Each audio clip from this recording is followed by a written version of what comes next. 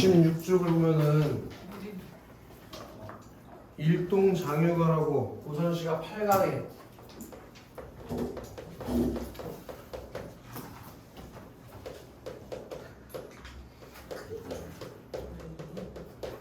일동장유가라는 작품인데 이게 2019년 수능에 출제됐던 작품이라서 일단 2019년 수능에 나왔던 이 작품만 하나 풀어볼 거야.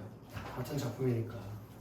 그래서 뭐 2019년에 나왔는데 또 나오겠냐 그렇게 생각하면 큰 거 다친다. 나중에 나오고 나서 후회해. 그리고 이거랑 비슷한 내용을 가지고 있는 작품이 하나 있는데 연행가라는 작품이 있어요. 연행가. 둘 다 기행가사예요. 기행가사. 왜그냐?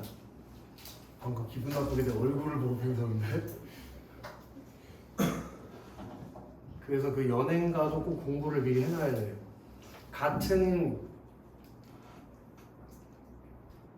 기행가사인데 되거나 차이가 있어. 일동장유가는 일본에 갔다 온 얘기고 연행가는 청나라에 갔다 온 얘기야. 이 작품들이 엄청 큰 특징이 하나 있는데 조선 후기에 쓰인 작품으로 자기의 여정을 아주 사실적으로 묘사하고 있다는 그 특징이 있다. 그걸 하나 머릿속에 꼭 넣어놓고 다녀. 그래서 읽어보기 전에 3번 문제 보기를 좀 읽어놓고 가는 거예요. 일동장유가는 작가가 통신사의 일원이고 통신사 동아리 저번에 통신사? 아직도 통신사가 뭔지 모르는 사람이 있으면 안 돼. 그래서 우리 대원이 통신사 잘 알잖아. 그렇죠. 미래의 육사를 갈 남자 유대원. 통신사를 모를 리가 없지 우리 유대원이가. 그치? 뭐 SKT 그런 거 아니에요? 아니 농담이고 일본 가는 거잖아요. 일본에 갔다 온 사실은 통신사라 그래. 오케이? 그게 뭐 역사 시간은 아니지만 그 정도는 한국인이라면 알아야 되는데 수신사랑 영신사가 통신사가 좀 달라. 뭐가 달라? 수신사랑 통신사랑. 중국 가는 거랑 이거는 아니야. 미국 가는 거랑 이거는 그건 법인사. 있나? 수신사랑 통신사는 다 일본에 가는 건데 개념이 좀 달라. 수신사는 조선 초기에 아직 일본이 우리나라로 좀 들떠졌을 때 그때 우리의 문물을 전달하려고 보내는 거고, 통신사는 임진왜란 이후에 화해를 다시 하고 나서 그때 보내주는 건 좀 달라. 어쨌든 그럼 이걸 가지고 뭘 할 수 있어? 이게 전쟁 이후에 나온 작품이라는 걸 알 수 있다고. 임진왜란 이후에 쓰인 작품이라고. 이해돼? 그래서 통신사의 이론으로 참여한 경험을 바탕으로 일본의 풍물과 생활상을 노래한 작품이다. 이 과정에서 화자는 일본의 문화를 조선의 문화와 대비시키며 자국의 문화에 대해서 성찰하는데 지식인의 시선으로서 타국의 문명을 바라보며 그 화려함과 사치스러움의 놀라움을 드러내기도 하지만 그것은 단순히 감탄에 그칠 뿐이다.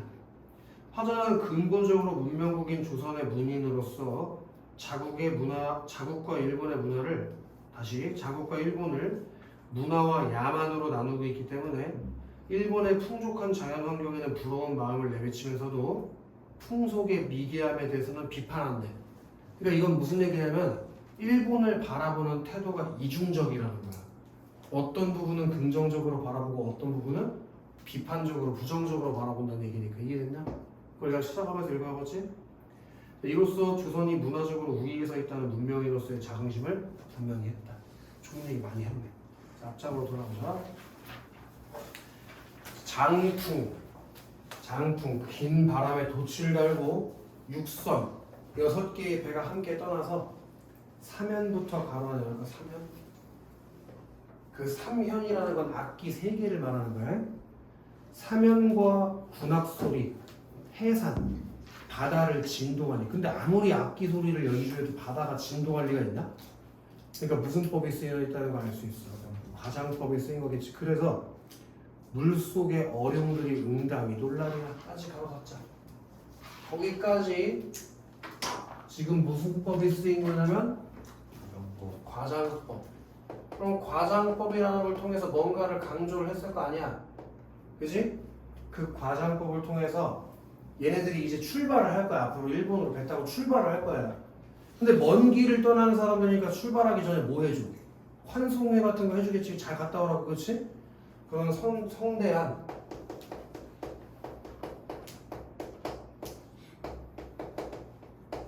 환송회의 분위기를 과장법을 통해서 강조해주고 있다고. 이해됐냐? 오케이. 자, 해구에다가 바로 네모 번호가 해구.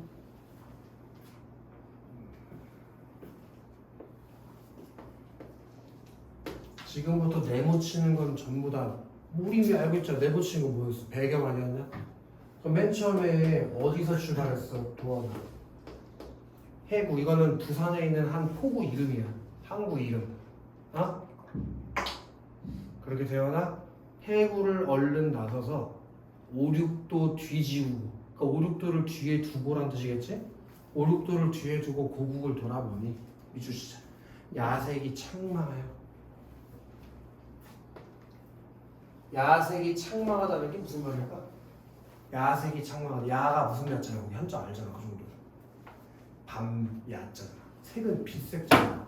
그러니까 밤빛이 넓게 펴졌다는 얘기니까 뭐가 흘렀다는 뜻일까? 시간의 흐름에 대해서 얘기한 거겠지?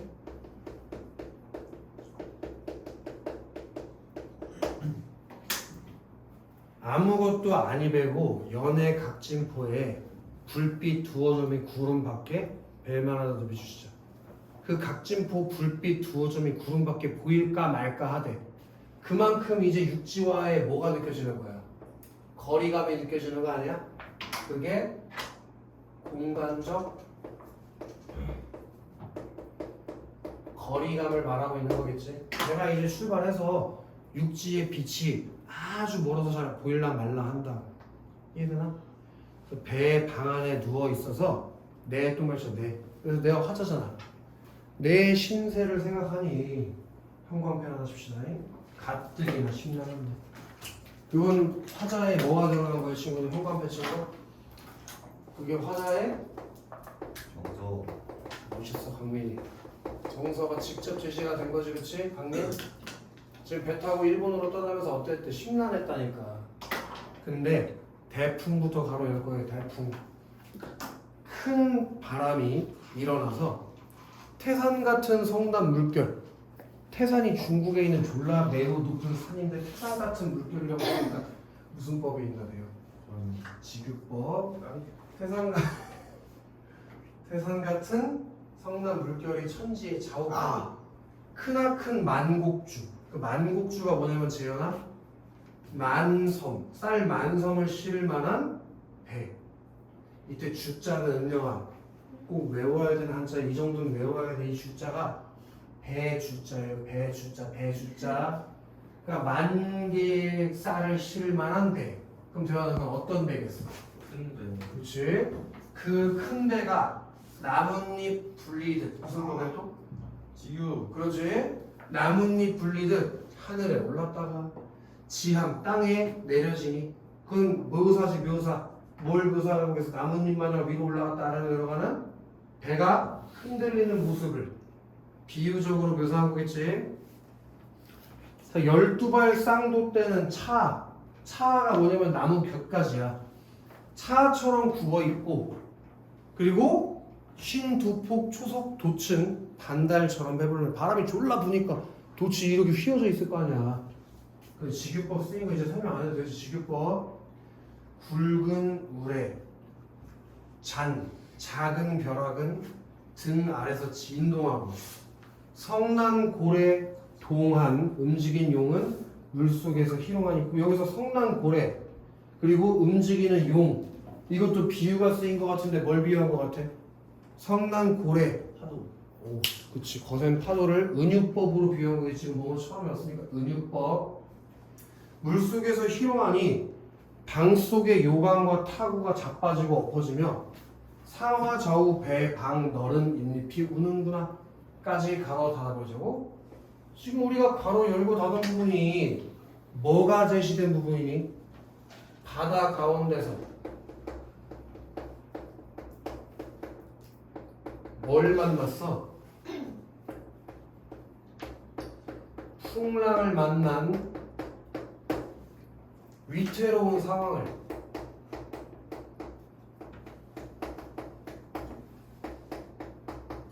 지금 비유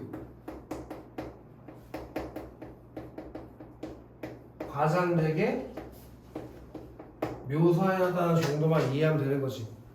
그지? 문제에서 물어볼 수 있으니까. 자, 이윽고 해가 돋건을 해돋건을에다 비주실까? 그리고 아까 위에 여기 봐봐 여기 그 불빛 두어 점 위에 야색이 창망하여. 야색이 창망했을 때는 야색이 창망했을 때는 시간이 언제였을 때요? 근데 이제 해가 돋았으니까 뭐가 된 거예요? 그럼 이것도 뭘 나타내는 거겠어? 시간의 흐름에 대해서 얘기하는 거겠네. 맞지? 그치? 장관을 하여 보세. 일어나 배문 열고 문설줄 잡고 서서 사면을 돌아보니 어와 감탄사가 나오네. 어와 그치? 영탄법이겠네. 어와 장하시고 굉장하시고. 그러니까 아침에 이제 풍랑이 끝나고 바다를 보니까 어떻대? 굉장하고 감탄하고 있다. 영탄법을 통해서 감탄하는 정서를 강조한 거겠지. 그치? 대현? 인생 천지간에 이런 구경이 또 있을까? 그럼 또 있다 없다. 없다는 거니까 선입법이지. 선입법. 구만리 우주 속의 큰 물결 뿐이로다. 등 뒤쪽을 돌아보니 동래산이 눈썹 같고. 등 동래산이 뭐 같아 강민아? 무슨 법? 직유법. 왜 동래산이 눈썹 같아? 그게 무슨 말이야? 동래산이 눈썹 같다는 게 무슨 말이야? 겁나 작게 보인다는 얘기겠지, 그치? 동남을 바라보니 바다가 가히 없어. 이 가히 없다는 단어를 지금 읽지 못하는 건 말이 안 되는 건데, 그치 대요? 가히 없다 무슨 뜻이야? 없다. 뭐가? 가히가 뭐야? 끝이 없다. 그렇게 바다가 끝없이 보인다는 얘기로. 이거 외워야 된다. 어이 위아래로 푸른 빛이 하늘밖에 닿아 있다. 형광펜 슬프다. 거기 또 화자의 정서가 직접 제시됐지. 슬프대잖아. 뭐가 슬프냐? 우리 길에다가 밑줄하실까? 여기서 우리 길이라는 게 두 가지 의미가 들어있단 말이야. 응? 일단 하나는 뭐겠어? 배를 타고 가는 항로. 향로는 뭐야? 그리고 앞으로의 운명. 그 자기 앞에 펼쳐진 그 운명이 슬프다는 거지. 이제 어디 가야 되니까? 일본에 가야 되니까. 됐어? 우리 길이 어디로 가는 것인가? 함께 떠난 5배는 간대를 모르겠다. 아까 처음에 출발할 때 배 몇 척 갔냐? 뭘 12척에 6척이라고 써있는데 뭔 소리야. 맨 첫 번째 줄에 6선이라고 써있잖아. 그래서 그 5개의 배는 사라지고 풍랑 만나서 사라지고, 응? 사면을 돌아보니 이 땅은 물결 속에 부채만한 작은 돛이 들락날락하는구나.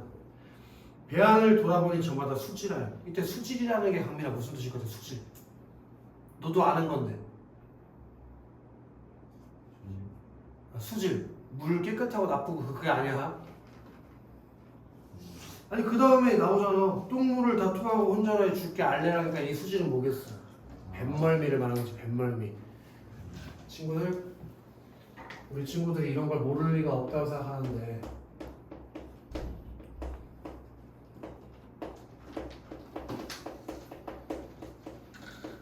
자 위아래 중에서 뭐가 오고 뭐가 있을까요? 위 X 아래 O. 멋쟁이. 여기 X 이거 O. 배멀미라는 말은 한국어에 없어요. 뱃멀미. 뱃멀미가 표준어다. 배멀미라는 건 한국어에 없는 말. 멋쟁이였네. 해의 멀미. 그래서 산시오. 지렸다. 왜 이렇게 멋있어? 이 갑자기 잘생겨 보이네. 원래 그랬어요. 앞에서 재환이가 쳐다보잖아. 이 병신은 무엇이라고. 어쨌든 똥물을 다 토하고 혼절하여 죽게 알네. 다행할사. 종사상은 누구냐면은 그 통신사 중에서 좀 높은 위치에 있는 사람들이 있을 거 아니야.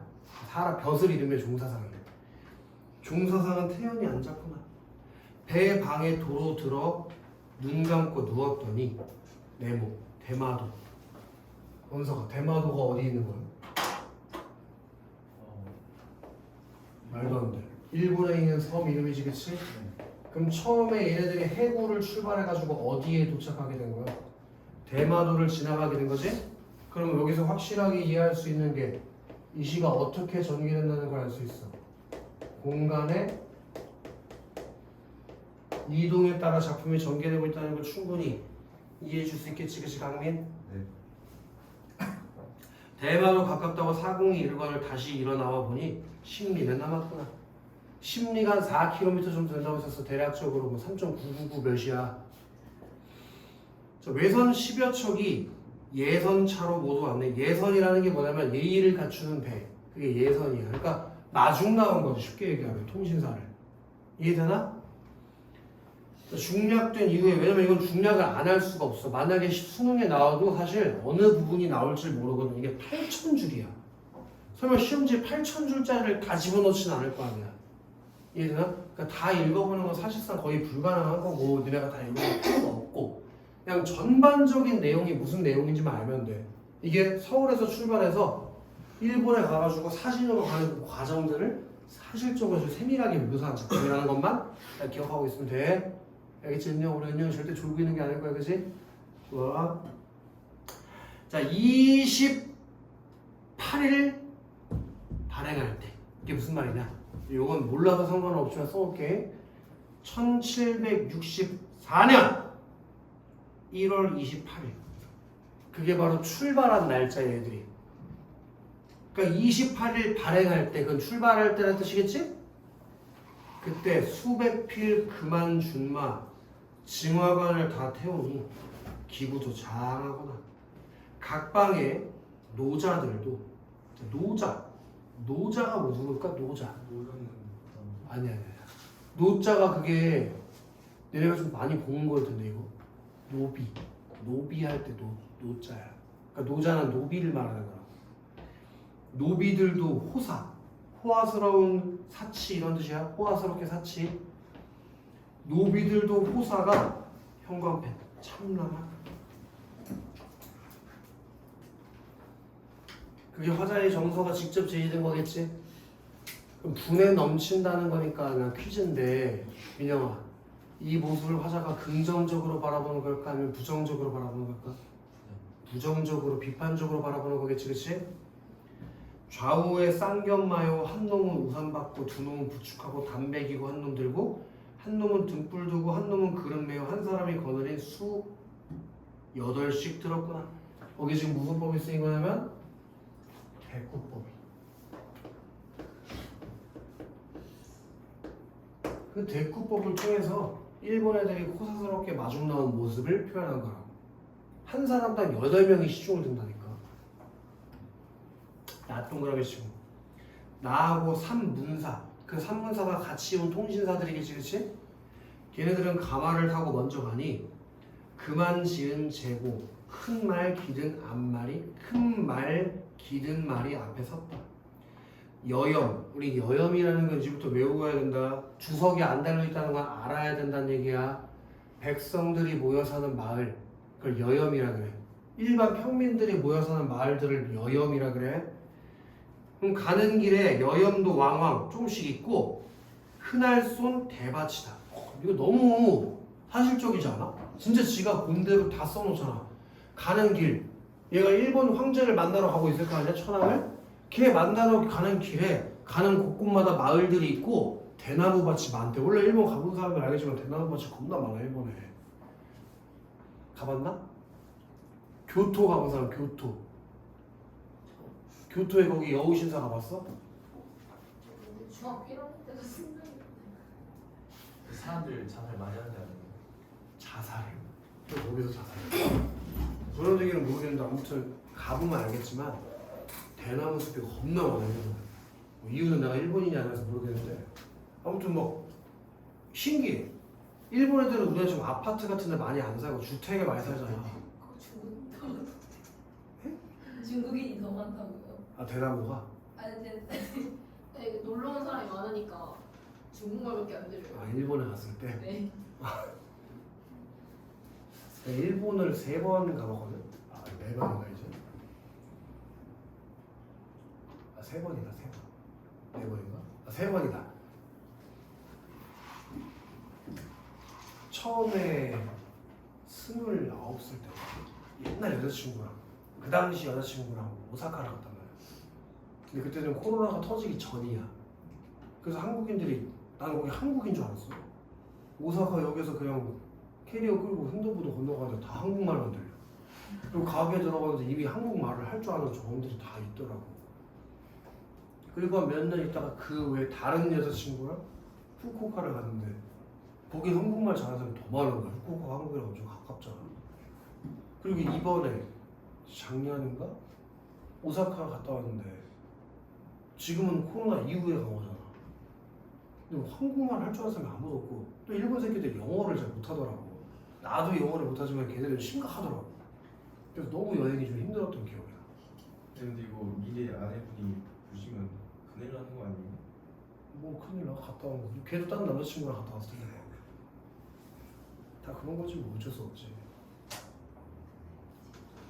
미래의 아내가 그럼 이걸 왜 보나? 이거 볼 일이 뭐가 있나? 그럴 수 있죠. 걔도 옛날에 저 뭐야 교환학생 프랑스에 갔을 때 지 남자친구랑 같이 갔어. 30대 때 결혼했는데 과거가 없는 사람이 어딨나? 다 과거가 있지. 그치 재현아? 계속 가보자고. 어쨌든 그렇게 대밭이다. 토지가 기름져서 전답이 매우 좋네. 아까 보기에서 봤던 거 기억나? 걔네들의 풍경들에 대해서 되게 긍정적으로 막 감탄하는 내용이 나온다고 했잖아. 이 부분이 그런 부분이야. 이심리 실상사가 실상사는 절 이름이에요. 거기에 삼사상 아까 삼사상 누구인지 기억나냐? 세 명의 그 통신사들 걔네들이 조복할 때 조복이 뭐야? 조복 옷을 갈아입는 거야. 예복으로 갈아입는 거. 조복할 때 나 동그라미 나는 내리지 않고 네모처럼 외성 난 내리지 않고 어디로 갔대? 삼사상은 거기 실상사에서 옷 갈아입고 나는 바로 어디 갔대? 외성. 자 퀴즈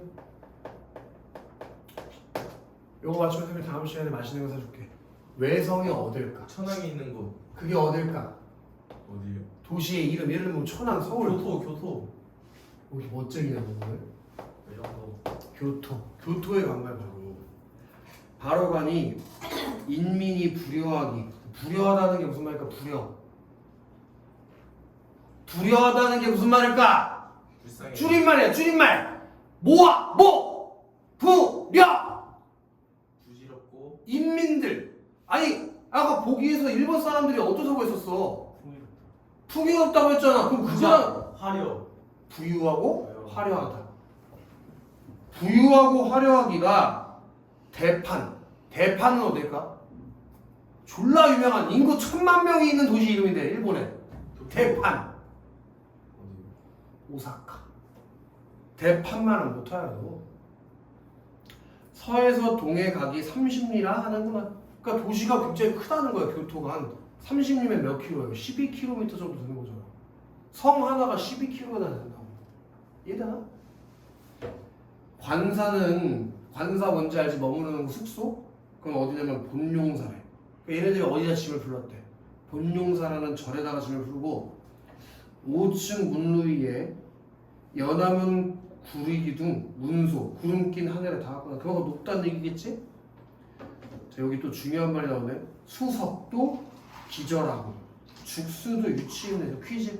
수석이 뭘까요? 수석 물과 돌. 그게 기절하고 굉장히 아름답고 죽수는 뭘까요? 죽수 대나무 숲도 유치 있네.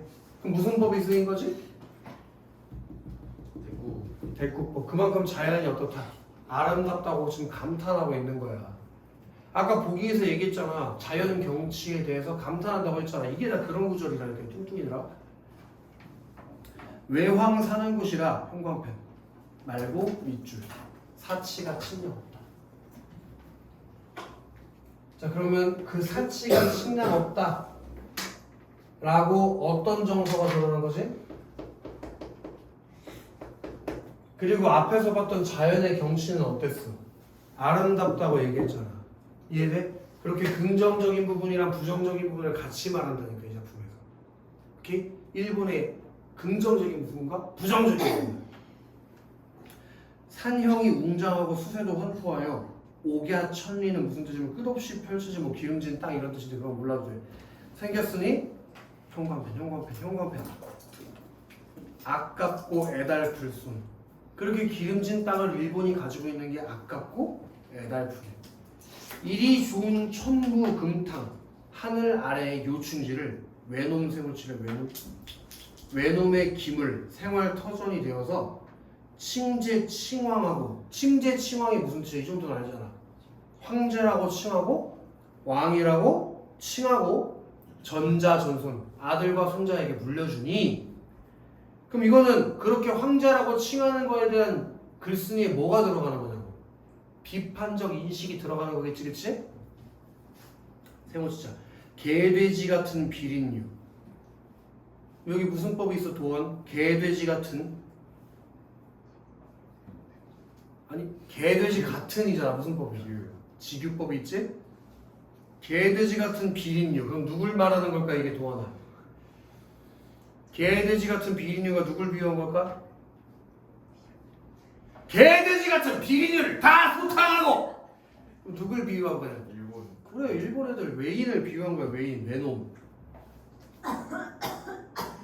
자 4,000리 일본의 국토가 대략 4,000리 정도 된다고 생각해봐. 이런 거 무슨 법인지 맞추면 너무 멋있을 것 같아. 이런 거 시험에 나오면 죄 틀리는 건데 이거 무슨 법일까? 4,000리 60주를 조선 땅을 만들겠대. 일단 4,000리 60주가 뭘 말하는 것 같아? 어? 지역? 일본 땅. 이게 일본을 비유한 건데 이런 거 무슨 법이라고? 비유법. 비유법 중에서 뭐냐고 물어보는 거야. 지유. 이거 알아야 되는데. 이거 이제 수능에 나오면 다 틀리는데. 예를 들면 우리나라 애국가 후렴에 무슨 얘기가 나와? 3,000리 화려강산이라고 하지? 우리나라 땅이 3,000리라는 거야. 그럼 그게 우리나라의 뭐야? 일부잖아. 네. 일부를 통해서 전체를 빗대는 거. 이렇게 큰 힌트를 줬는데 모른단 말이야? 대유법. 이게 대유법이다. 일부를 통해서 전체를 빗대는 거. 4,000리 60주. 그게 일본 땅을 빗댄 거예요. 아시겠습니까? 오늘도 팔에 잔뜩 물감 묻히고 있냐? 안 들었어요. 그럼 니네 나중에 다 갖다 버려야겠다 옷을. 대학교 가서. 아 묻어 있으니까. 아 어차피 대학 가서 또 그러니까 그냥 가지고 가나? 근데 모르겠어. 니네는 항상 그 미술한 애들 보면 그 사람들 다 쩔어 있잖아. 근데 예전에 내가 알던 친구들 있을 거 아니야?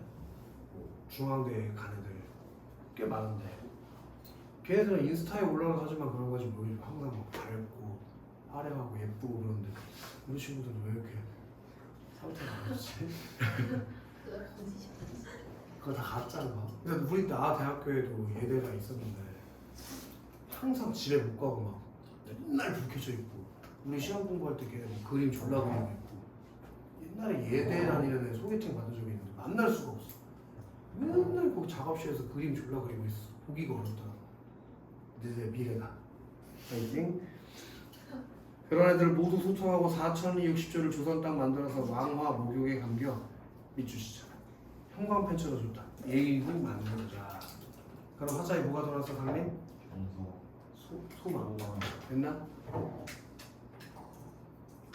자 그럼 우리 세모를 한 3개 정도 박아서 놔야 되는데 외놈 세모 받고 개돼지 같은 비린류 세모 받고 사치 세모 박자 3개 사치 외놈 개돼지같이 비린류 그 세모 친 것들이 전부 다 뭘 나타내는 걸까? 세모 친 것들이 전부 다 뭘 나타내는 걸까? 일본에 대한 화자의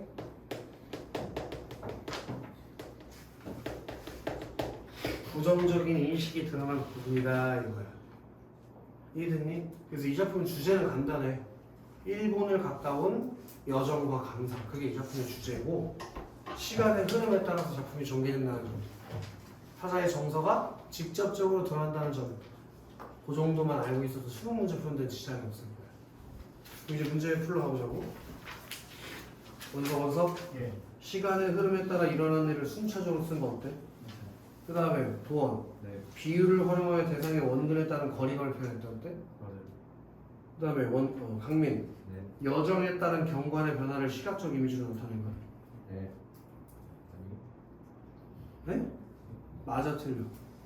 여정에 따른 경관의 변화를 시각적 이미지로 나타내는 거야. 은영. 화자가 직접 겪은 사건 상황에 대해 실제보다 과장되게 표현한 거야. 당연히 맞겠지. 과장법이 있으니까 답이 5번이라는 얘기네. 왜 5번이야 민영? 그게 없지? 타인과 주고받은 대화를 직접 인용한 부분이 없지. 그 다음에 적절한 걸 고르는 건데 2번의 답은 1번이고 기억과 원래 기억. 물속의 어룡들이 응당이 논란이라. 출항할 수 있었던 환송식의 성대함을 자연물, 물속의 어룡에게 의탁해서 제시했다. 적절하지 그치? 예를 들어 2번은 뭐가 틀리냐면 니은 뭐 할래? 하늘에 올랐다 지하에 내려지기. 이게 태풍이 일어난 상황까지 맞았어. 근데 배 안에서 혼란을 겪는 타인의 모습을 묘사한 건 아니지. 그 다음에 디귿, 성남고래 동안용은 물속에 희롱하니. 이게 화자가 자신이 목격한 물속 생물, 진짜 목격한 거 용을 봤나 보지? 그럴 리가 없겠지. 그치 재현? 재현. 리을, 상하좌우 배방 너른 잎이 우는구나. 그게 배 안에서 생사의 위기를 겪으면 슬퍼하는 동료들의 화자의 공감을 들어야 하는데 화자의 공감 같은 걸 들어한 적이 없지. 도원 네. 말고 대원. 사면을 돌아보니 장하시고 이게 시련을 무사히 견뎌내고 자기를 대견하게 여기는겨? 다음날 아침에 바다 풍경이 아름답다는 걸 나타낸 거지? 그럼 하늘 3번의 답이 3번인데 한번 읽어봐봐.